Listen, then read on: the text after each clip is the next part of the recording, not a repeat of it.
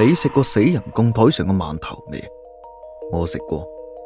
嗰年我8歲，我都發晒慌，居然入咗村東邊嗰座冇人敢入嘅舊屋。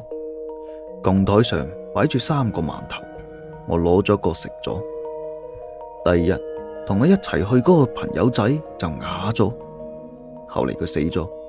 舊年我返村，嗰座舊屋仲喺度，供台上又擺住3個饅頭，好似啱蒸熟咁，飆住熱氣。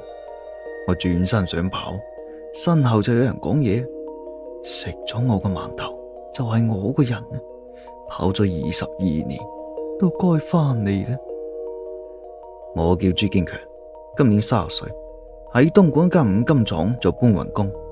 22年前嗰件事，我一直都唔敢同任何人講。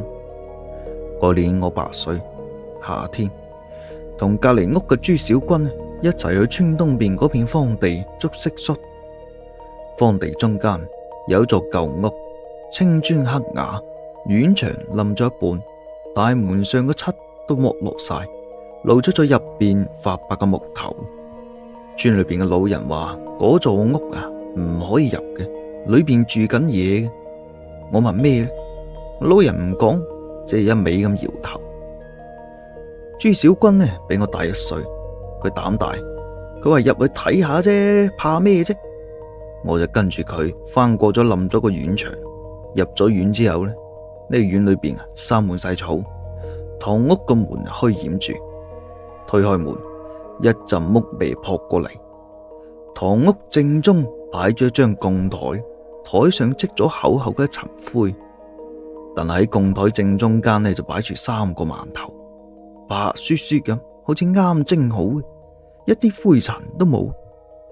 我同朱小軍餓到不得了，嗰陣時屋企窮啊，一日食2餐飯，晏晝嗰餐呢仲未到點，饅頭就喺眼前，白雪雪咁，飆住熱氣。